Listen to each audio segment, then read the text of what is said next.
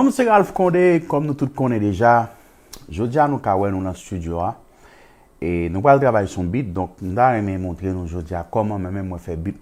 Nous avons pile backing track tout le temps m'a plagué. Surtout les m'a fait virtual guitar jam yo. Et bien justement, c'est façon ça, c'est technique ça que je toujours employé pour me faire track yo. Donc, nous allons apprendre.